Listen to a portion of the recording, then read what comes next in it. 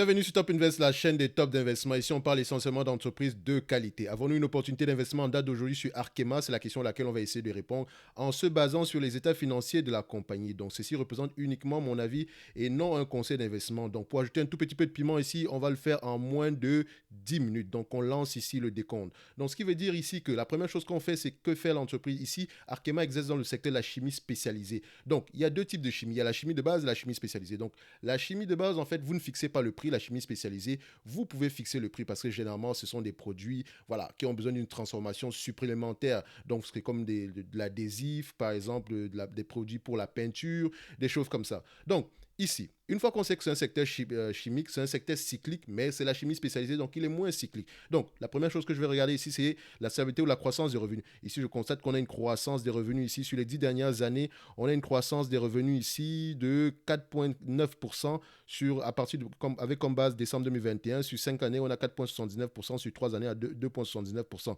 On constate ici également qu'en 2020, on a eu une baisse des revenus de 9% ici. Et avant la période que vous connaissez ici, donc, on avait à peu près une croissance des revenus de 7% sur les 10 dernières années et 7% sur les 5 dernières années.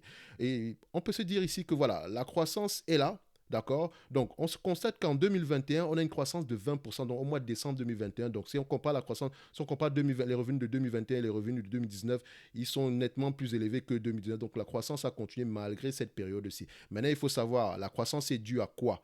Donc, vu qu'on exerce dans le secteur chimique ici, ça veut dire quoi? Donc, on a également des matières premières. Et vous connaissez la période actuelle. Donc, si on parle d'augmentation des revenus, est-ce que les revenus augmentent parce que le prix augmente? Est-ce qu'on a un pricing power? Est-ce que les revenus augmentent? Est-ce que quand le prix augmente, les volumes augmentent? C'est très important parce que si vos revenus augmentent mais que les volumes baissent, c'est temporaire. Si vos revenus augmentent et que les volumes augmentent, c'est très très bien. Donc, c'est également ça. Donc, vous pouvez également constater qu'il y a une pression au niveau de la chaîne logistique. Donc, comment est-ce que ça impacte cette entreprise aussi? Donc, ce que je peux constater ici, c'est que sur les 10 dernières années ici, on arrive à avoir des marges à peu près, des marges opérationnelles à peu près stables. On est aux alentours de 10-11%. Quand ça va mal, on peut descendre. Mais vu que vous êtes des analystes, il faut savoir pourquoi est-ce qu'on a ces variations-ci à certaines de ces années, parce que ça pourrait revenir.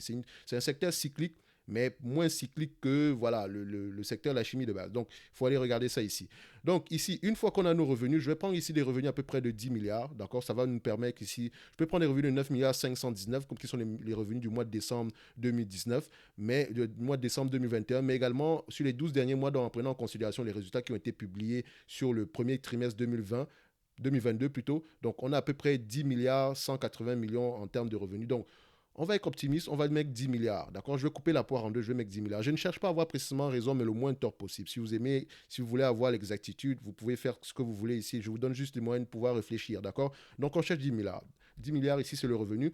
Donc ici, vous savez que nos analyses se basent toujours sur le revenu. On recherche la croissance des revenus, la dette nette, le PER moyen, le nombre d'actions, le free cash flow et la qualité du dividende. Donc ici, on va mettre 10 milliards en termes de revenus. Pour la croissance ici, vu qu'on avait une croissance de 5% sur les dernières années ici et que la croissance tend à ralentir, même si présentement, elle recommence à accélérer, mais comparé là toujours à ce qu'on a eu précédemment, ok, je vais être gentil, je prends une croissance de 5%. Et encore une fois, quand je dis 5%, c'est parce que je suis assez optimiste. Attention, donc il faut lire les rapports financiers pour avoir la confirmation, d'accord? Donc on ne se limite pas juste aux chiffres. Maintenant ici, on recherche ici la dette nette. Donc pour la dette nette ici, je vais aller très très rapidement. Ici, je vais utiliser mon logiciel qu'on appelle Finbox. Donc Finbox ici nous affiche une dette nette ici qui est de l'ordre de 1 milliard 973. Donc c'est ce qu'on va prendre ici. De toutes les façons, c'est ce calcul-là qu'on va utiliser. Mais également, vous pouvez aller sur Yahoo Finance, faire le ratio valeur d'entreprise moins capitalisation boursière. Si vous trouvez un chiffre négatif, ça veut dire qu'il y a du cash net. Si vous trouvez un chiffre positif, ça veut dire qu'il y a de la dette nette. D'accord? Donc, une fois qu'on a la dette nette ici, donc je vais le mettre ici aux alentours de 1 milliard, 1,9 milliard ici en billion. Donc le PER moyen, vu qu'on est dans une compagnie ici qui est un secteur cyclique, donc on va ici, donc Basic Material, Specialty Chemical, donc on vient ici le sur Guru Focus. Donc, je vais sur Guru Focus directement ici. Donc, vu que c'est une compagnie européenne, je clique sur Europe. Je vais sur Basic Material. Après ça, je clique sur Chemical. Donc, Chemical, vous voyez qu'il y a deux types de secteurs ici, deux types d'industries à l'intérieur. Donc, Chemical de base, donc chimie, manufacture, chimie de base ici. Et également la chimie spécialisée. Donc, vous pouvez également constater les entreprises ici européennes dont vous retrouvez Air Liquide, Base, Sika, qui sont d'excellentes entreprises comme BAS, Sika, Givaudan, voilà, il y a d'autres, Axo Nobel également, qui est une très très bonne entreprise qui met dans n'importe quelle watchlist. Donc ici, c'est pas le but ici, on repart ici pour voir quel est le PE moyen dans cette industrie-ci. Donc vous constatez ici que, voilà, si on prend les PE moyens depuis 2010 ici, on va se dire qu'ok, c'est une entreprise à vue d'œil, hein, moi je le fais à vue d'œil, c'est une entreprise qui est dans les 15 fois les bénéfices, 15 fois les PER par là, en moyenne, donc parfois on va à 17 fois pour la marge supérieure, et voilà, si on a trop exagéré, on a 20 fois. Donc vous pouvez également regarder ici le taux de distribution, vous constatez que la plupart des entreprises ici s'échangent à peu près à 30 fois les bénéfices, mais attention, il faudrait vérifier, est-ce que cette variation-ci, est-ce que c'est par rapport à la période actuelle ou voilà, c'est par rapport à la période, c'est par rapport à la moyenne, mais c'est par rapport à la période actuelle, parce que si on a un PER qui baisse ici, alors que la majorité des entreprises se retrouvent ici, donc ça veut dire que c'est par rapport à la période actuelle. Donc on va se dire ici qu'on va prendre des PER de 15, 17, 20, d'accord? 15, d'accord? 17, d'accord? Et 20. D'accord. Et même en prenant 20, je vous assure que je suis en train d'exagérer. Et ça, c'est parce que c'est de la chimie spécialisée. Donc, attention. Le nombre d'actions ici aujourd'hui, on va le faire simple, toujours prendre la même chose qu'on a sur le logiciel ici. Là. On a à peu près 74 millions d'actions. Donc, est-ce que c'est la même chose ici, 74 millions d'actions? On constate ici que, wow, on est aux alentours de 76. Est-ce que ça veut dire qu'ils ont racheté des actions depuis le dernier trimestre? C'est la question qu'il faut se poser. Donc, je peux vérifier ici, est-ce que c'est le cas? De toute façon, même si c'est 60, voilà, il y a dû avoir un rachat d'actions ici, mais il faudrait aller vérifier également ça dans les rapports financiers. Donc, je pourrais aller regarder ça ici, vu qu'il nous reste à peu de temps pour l'analyse. Ici, on doit le faire en moins de 10 minutes parce que vous pouvez également le faire en moins de 10 minutes. Donc, ici également, ils ont racheté des actions, c'est parfait. Donc, ici, on a tous les éléments nécessaires ici. Donc, on va dire qu'on a 74 millions d'actions. Il nous reste combien de temps? 3 minutes. OK. Donc, qu'est-ce qui nous manque encore dans nos calculs ici? Donc, on a le revenu, on a la croissance, on a la dette nette, on a les PER moyens, on a le nombre d'actions. Quels sont les free cash flow qu'on va utiliser ici? Donc, les free cash flow ici qu'on va utiliser sont, voilà, vous pouvez regarder ici. Alors, ce que je fais ici, généralement, c'est que je constate, quand je regarde ici la marge nette, ici, je constate qu'on a des marges opérationnelles assez élevées, donc on aura une marge nette assez élevée. Mais quand je compare en termes de volume, regardez, on a 1 milliard 100 millions ici, et ici on a 1 milliard 300. Quand la marge nette est plus élevée que la marge opérationnelle, ce n'est pas normal. Donc, quand je prends une certaine moyenne ici, vous constatez qu'on a des marges à peu près de 13% en date d'aujourd'hui, alors qu'en 2020, on avait 3%, 5% en 2019, 7% en 2018, 6% en 2017, 5% en 2016. Donc, si vous voulez le faire bêtement, additionner tout ceci. D'accord. Attention, vérifiez bien qu'à cette période-ci, vous devez ajuster en conséquence parce que je pense ici qu'ils ont vendu un segment de leur activité. C'est la raison pour laquelle on a une différence en termes de volume. Donc, quand on regarde ici, est-ce qu'ils ont vendu le segment exactement? On peut voir ici qu'ils ont vendu un certain segment d'activité. Donc, il y a près de 600 millions ici qui n'ont rien à faire là. D'accord. Vous pouvez également retourner ici en arrière pour voir que c'est une entreprise qui vend certains segments de son activité également et fait des acquisitions. Donc, ici, moi, je vais faire simple. Je vais prendre des marges de bénéfices de 5% parce que je l'avais déjà calculé ça avant. Donc, j'ai pris ici, j'ai ajusté ça en conséquence, j'ai divisé par 10, ça me donne à peu près 4,88, mais je vais arrondir à 5%. Donc, on peut avoir des marges de 5% comme on peut avoir des marges de 5 plus élevées que 5%. Donc, je vais prendre ici 5%. OK? Donc, quand j'arrive ici au niveau de l'évaluation, qu'est-ce que ça me donne? Donc, ici, on a pris un revenu à peu près de 10 milliards. Donc, 10 milliards avec 5% de marge bénéficiaire. Ici, ça fait 500 millions. 500 millions ici. Donc, ici, ce n'est pas l'EBITDA. Ici, ce sont les PER. Ici, ce sont les free cash flow. Donc, 15 fois, 17 fois, 15 fois, 17 fois. Et on va prendre ici, j'avais pris 20 fois les bénéfices, mais attendez, je pense que je vais juste rester à 17 fois les bénéfices. C'est plus stable. Alors, pourquoi? Vous allez constater qu'ici, je vais faire une estimation particulière. Donc, ici, à 15 fois les bénéfices, 500 millions ici, multiplié 15 fois 500 millions, moins la dette nette divisée par le nombre d'actions, ça fait 74 euros. Si on prend 17 fois les bénéfices fois 500 millions, moins la dette nette ici divisée par le nombre d'actions, ça fait à peu près 88 euros. Mais à ce niveau-ci, vu qu'on a une croissance de 5% sur les dernières années ici, c'est que revient à dire que si on estime que la croissance pourrait continuer à 5% sur les années à venir, attention, il faut lire les rapports financiers par rapport à cela. Donc, il ne faut pas juste dire que la croissance va continuer. Donc, il faut lire les rapports financiers pour ça. Donc, ici, on va prendre une croissance de 5% sur les 5 prochaines années. D'accord? Donc, on aura ici un revenu de 12 762 millions en année 2026. Donc, ici, on enlève à peu près 5% ici. Ça revient à combien? Ça revient à peu près à 638 millions. Donc, on va l'arrondir à 640 millions ici. Donc, à 17 fois les bénéfices, moins la dette nette actuelle. Attention, ça pourrait augmenter comme diminuer. Divisé par le nombre d'actions ici, ça fait à peu près 120 euros l'action. Donc,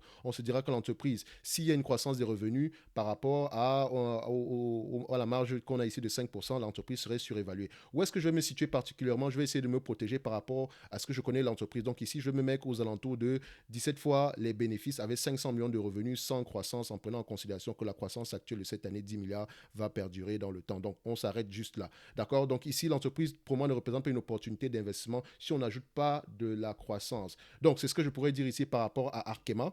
Donc, on a dû faire l'analyse très, très rapidement. Donc, il nous manque ici généralement uniquement le dividende. Donc, le dividende ici est safe, moi, je vous dirais, parce que si vous prenez le nombre, on a 500 millions ici en moyenne en termes de free cash flow divisé par, voilà, 74 millions d'euros ici aujourd'hui. Ça veut dire qu'on est à peu près à 6,75 € par action, alors qu'on paye 2,55 € par action. Donc, à la fin de la journée, on a assez de marge de manœuvre. Si l'entreprise venait à repayer la totalité des free cash flow en termes de dividendes ici aujourd'hui, vous aurez à peu près un rendement de, voilà, 6, vous aurez à peu près un rendement de 5%, 5,8% pour le rendement des actionnaires. Ouh, le temps est écoulé. Donc, on a réussi à le faire en 10 minutes, c'est l'essentiel. Donc, vous pouvez le faire ici. Ici, on a vérifié le revenu, ici, on a vérifié les marges, ici, on a vérifié la dette nette, ici, on a vérifié également les free cash flow, on a vérifié la stabilité du dividende. Donc, ici, ce que je dirais, c'est que pour une compagnie qui est dans le secteur cyclique, cette entreprise est très, très bien évaluée. D'accord? C'est une entreprise correcte qui mérite être dans n'importe quelle watchlist. Maintenant, il faut l'acheter à bon prix. La période actuelle pourrait durer. Donc, lisez les rapports financiers. Quels sont les rapports financiers du dernier trimestre? Qu'est-ce que le management dit? Donc, il pourrait avoir des revenus élevés pour cette période-ci parce que sans doute qu'ils ont un pricing power, mais également, il faudrait voir comment est-ce que la matière première va les impacter. Quelles sont ces matières premières-là? À qui elle revend le produit final? Est-ce qu'elle revend cela au secteur automobile, au secteur immobilier? Parce que dites-vous que si les taux d'intérêt augmentent, il y aura un impact sur le consommateur final. Attention. Donc, lisez vos rapports financiers, vous avez toutes ces informations-là à l'intérieur. Dans tous les cas de figure, moi ici, en date d'aujourd'hui, je considère que cette entreprise, ce n'est pas une opportunité d'investissement, c'est une très très belle entreprise, le dividende est sécurisé. Donc, moi je dirais, idéalement, j'aimerais acheter cette entreprise aux alentours des, voilà, aux alentours des 60 € l'action, d'accord? Aux alentours des 60 € l'action serait un prix idéal pour moi. Si je n'arrive pas à avoir l'entreprise à ce prix-là, c'est pas grave, je vais juste patienter. Mais attention, présentement, elle me plaît. Je devrais approfondir mes résultats mes analyses ici dans les rapports financiers afin de comprendre ce que fait exactement l'entreprise et quels sont les risques. Une fois que je comprends cela, je suis prêt à pouvoir saisir toute opportunité parce qu'un investisseur, ça se prépare. D'accord? Donc ici, on a vérifié, cette entreprise nous intéresse. À 17 fois les bénéfices, elle peut clairement s'échanger à ce niveau-là. D'accord? Même si je réduis cette partie-ci qui était la partie la plus... voilà, ça, c'est notre version optimiste. Ça, c'est notre raisonnement optimiste. Donc, si je mets ici à 15 fois les bénéfices plus tôt, d'accord, on aura à peu près une valorisation à 103 $ l'action ici aujourd'hui, donc 103 € l'action. Donc, en date d'aujourd'hui, l'entreprise, voilà, ne représente pas une opportunité d'investissement, mais attention, on a été conservateur également au niveau des PER. Et également, ça ne veut pas dire que les PER ne vont pas continuer à augmenter. Vous savez, quand on est trop optimiste sur une entreprise, c'est ce qui arrive généralement. Donc, faites attention aux PER actuels, ils ne sont pas durables dans le sens où les revenus ici, les bénéfices nets ici prennent en considération des bénéfices exceptionnels, des éléments exceptionnels comme la vente d'un segment d'activité. Mais vous remarquez, les free cash flow sont de 152 millions alors qu'on a des bénéfices nets aux alentours de 1,3 milliard. Ce n'est pas normal. Ici, c'est le cash qui compte. Donc, vous pouvez comparer cela. Ça veut peut-être dire que l'entreprise a vendu à crédit ou bien elle a investi massivement voilà, dans le, comment on appelle généralement ça, le working capital, dans le fonds de roulement. Donc attention, il faudrait vérifier tout cela ici aujourd'hui. Donc faites vos propres analyses, lisez vos rapports financiers. C'est une très très belle entreprise, mais je considère que ce n'est juste pas une opportunité d'investissement ici aujourd'hui. Et ça, ce n'est que mon avis. Vous pouvez avoir votre propre avis. Ici, je vous donne juste des éléments de réflexion. Donc c'est ce qu'on pourrait dire ici par rapport à l'entreprise Arkema, qui est une très très belle entreprise, qui mérite d'être dans n'importe quel watchlist, mais au prix actuel, personnellement, je vais juste patienter un meilleur prix. Présentement, mon meilleur prix sera aux alentours des 60 € l'action. Donc, est-ce que l'entreprise pourrait arriver à ce niveau-là? Sans doute. D'accord? Donc, à la fin de la journée, la patience et la patience. Et continuez à étudier vos entreprises pour pouvoir investir avec conviction. Il ne suffit juste pas de dire que le revenu est tel, les revenus sont croissants, mais également, regardez qui est le consommateur final, à qui elle vend ses produits et comment est-ce que les personnes à qui elle revend ces produits-là seront impactées par rapport à l'inflation. Est-ce qu'elle a un gros consommateur? Est-ce qu'elle a un seul gros client? Attention, voilà des questions que vous devez poser. Donc, ici, on se donne rendez-vous sur la prochaine vidéo et d'ici là, portez-vous bien. Merci. Et n'oubliez pas de liker, d'accord? Et commenter la vidéo. Merci.